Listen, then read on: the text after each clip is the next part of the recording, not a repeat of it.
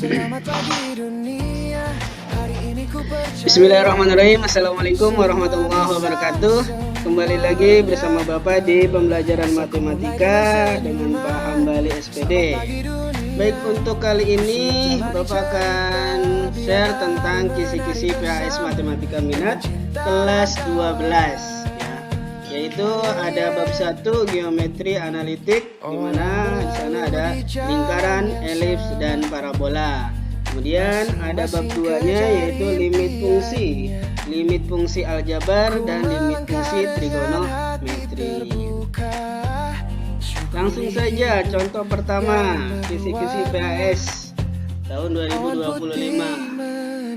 Persamaan garis singgung lingkaran x kuadrat ditambah y kuadrat dikurang 2x tambah 10y ditambah 1 sama dengan 0 di titik 4, min 1 adalah.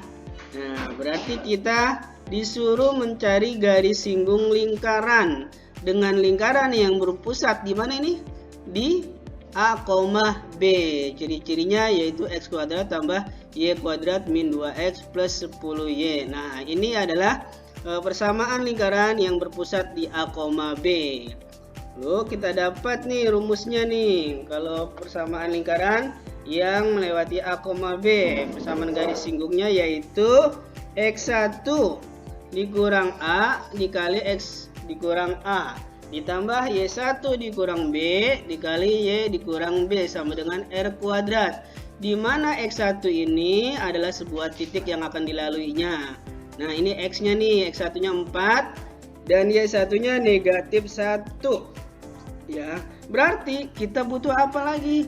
Kita butuh A dan B. Nah, A dan B ini apa? Titik pusat dari persamaan lingkaran tersebut. Berarti langkah pertama kita harus cari titik pusat dan R nih. R itu apa? Jari-jari lingkaran tersebut. Berarti ada dua nih yang belum diketahui, yaitu titik pusat dan jari-jari. Yuk kita cari dulu titik pusatnya. Rumusnya itu min A per 2, min B per 2. A-nya mana? Nah, ini dia. A-nya itu min 2, B-nya 10, dan C-nya 1. Tinggal kita masukin rumusnya. Nah, A-nya itu min 2, min kali min. Positif, 2 dibagi 2, 1. Nah, min 10 dibagi 2, negatif 5. Maka titik pusatnya berada di 1, min 5. Sudah dapat titik pusat, kita butuh jari-jari. Rumusnya gimana? R sama dengan akar A pangkat 2 per 4 ditambah B pangkat 2 per 4 dikurang C. Hanya kita udah tahu min 2, B nya 10, C nya 1. Tinggal kita substitusikan. Kita masukkan. Nah, min 2 pangkat 2 4, 10 pangkat 2 100 ya. Berarti 4 dibagi 4 itu 1, 100 dibagi 4 25, C-nya adalah 1. 1 ditambah 25 dikurang 1 hasilnya 25. Akar dari 25 adalah 5. Nah, maka jari-jari lingkaran tersebut adalah 5. Dapat titik pusatnya, dapat jari-jarinya, tinggal kita masukkan ke rumusnya. X1 itu 4, A-nya itu 1. Kemudian X-nya kita tetap tulis X ya. Dikurang A-nya kita ganti sama 1. Ditambah Y1. Y1-nya negatif 5. Y1.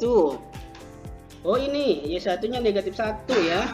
Y1-nya negatif 1 ditambah B. B-nya itu negatif 5. Menjadi positif ya.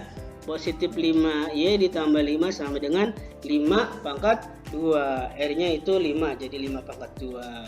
Kita operasikan. 4 dikurang 1 sama dengan 3. X min 1 ditambah min 1 tambah 5 sama dengan 4. 5 pangkat 2, 25. Tinggal kita kalikan. 3 kali X, 3X. 3 kali min 1, min 3. 4 kali Y, 4Y. 4 kali 5, 20. Jadi 3X min 3 ditambah 4Y ditambah 20 sama dengan 25. Nah, ini kita sama dengan kan 0 ya. Maka 3x tambah 4y ditambah 20 dikurang 3, 25 ini pindah ruas menjadi negatif, menjadi pengurangan. 20 dikurang 3 dikurang 25 sama dengan negatif 8. Jadi persamaan garis singgung lingkarannya adalah 3x tambah 4y dikurang 8 sama dengan 0. Nah, seperti itulah untuk mencari persamaan garis singgung lingkaran pada suatu titik dengan pusat lingkaran A, B. Nah, ini ya rumusnya ya. Jangan dilupakan, diingat-ingat. X1 min A, X dikurang A ditambah Y1 dikurang B, Y dikurang B sama dengan R pangkat 2. Insyaallah bisa ya untuk persamaan garis singgung lingkaran yang lingkarannya di titik A, B. Kita lanjut soal kedua. Tentukan persamaan elips dengan koordinat titik fokus elips adalah 5,0 dan min 5,0 serta panjang sumbu mayor. Nah, bahwa kita ketahui koordinat titik fokus itu plus minus c, 0 ya. Berarti plus minus 5 ini adalah si c-nya ya. Berarti 5 itu c-nya. Kemudian sumbu mayor itu 2a. Di sini sumbu mayornya 26. Tinggal kita ganti. Nah, 26 sama dengan 2a. Maka 2-nya kita pindahkan menjadi pembagian. 26 dibagi 2 sama dengan 13. Maka A-nya adalah 13.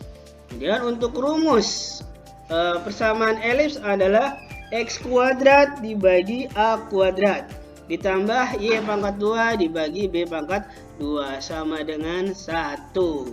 Berarti kita butuh A dan B. Di sini kita sudah dapat A-nya 13 dan C-nya 5. Kita belum dapat nilai B. Maka kita cari nilai B dengan hubungan A kecil, B kecil, dan C kecil. Mana rumusnya? Ini dia. B kuadrat sama dengan A kuadrat min C kuadrat. Tinggal kita masukkan C-nya yaitu 5 dan A-nya itu 13.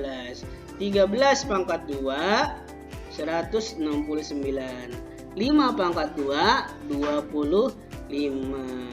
169 dikurang 25 hasilnya 144. Maka B pangkat 2 ini bernilai 144. Ya, kita udah tahu A-nya itu 13. 13 pangkat 2 169. B pangkat 2 itu 144. Maka persamaan elips tersebut adalah X kuadrat per 169 ditambah Y kuadrat per 144 sama dengan 1. Jadi inilah persamaan elips tersebut. Kita berarti tinggal mencari nilai A dan B-nya untuk menentukan sebuah persamaan elips. Sampai sini insyaallah paham ya. Oke, jadi kita ingatkan dulu nih rumus elipsnya. X kuadrat per A kuadrat ditambah Y kuadrat per B kuadrat sama dengan 1. Untuk titik fokus nih plus minus C sama dengan 0. Untuk sumbu mayornya itu 2A ya. Nah, kita ingat-ingat lagi nih rumus-rumusnya supaya nanti tidak ada kendala saat pengerjaan soal.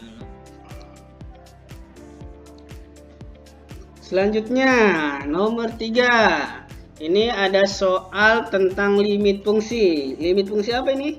Limit fungsi trigonometri. Karena di sini ada cos, seka, dan tan ya. Maka ini adalah limit fungsi trigonometri. Bagaimana cara pengerjaannya? Tinggal kita substitusikan. Kalau substitusikan hasilnya ada, maka selesai. Tapi kalau tidak ada atau 0 per 0, kita harus dilanjutkan dengan cara sederhanakan pakai identitas trigonometri. Nah, sepertinya kalau kita masukin 0, nanti tan 40 itu hasilnya 0 ya. 0 kali 0 0. Maka hasilnya ini 0 per 0 nih. Kalau kita langsung masukkan, maka jangan kita masukkan. Kita cari dengan bantuan identitas. Identitas apa yang kita pakai? Nah, di sini ada 1 min cos kuadrat nih. Kalau kuadrat itu identik apa? Identik dengan apa sih? Identik dengan identitas Pythagoras. Ya, sin kuadrat X tambah cos kuadrat X sama dengan 1 nih, identiknya nih ya. Nah, ini bisa kita ubah menjadi sin kuadrat X ya. Kalau sin kuadrat X sama dengan 1 min cos kuadrat X. Nah, 1 min cos kuadrat X 6X ini kita ubah menjadi sin kuadrat X. Yuk kita ubah.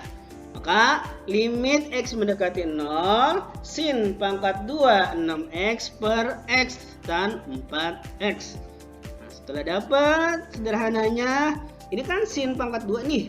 Kalau sin pangkat 2 kita bisa pisah nih menjadi sin 6X sama sin 6X.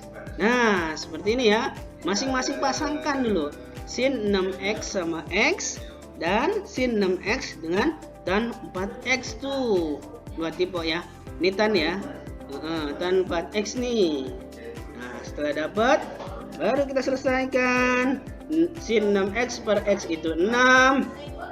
Sin 6X per tan 4X tan 4X itu 3 per 2. 6 dibagi 2 itu 3. 4 dibagi 2 itu 2.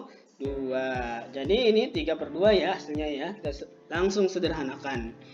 6 dibagi 2 itu 3. 3 kali 3 9. Maka jadi limit X mendekati 0, 1 dikurang cos kuadrat 6X per X tan 4X bernilai 9 ya. Seperti itu untuk menentukan atau menyelesaikan limit fungsi trigonometri. Maka kita butuh ingat identitas Pythagoras ini yang akan kita selalu pakai di trigonometri, limit trigonometri ini. Seperti itu ya untuk 3 soal ini. Bapak cukupkan. Nanti di akhir video akan ada soal-soal tentang kisi-kisi PAS. Silahkan dikerjakan. Semoga untuk membantu di mempersiapkan PAS nanti. Terima kasih banyak. Saya akhiri. Assalamualaikum warahmatullahi wabarakatuh. Angin berbisik lembut di telinga, waktunya bangkit, buka cerita. Selamat pagi, dunia berseri. Hari baru penuh harapan lagi. Langkah ringan, senyum mengiringi. Selamat pagi, mari kita mulai.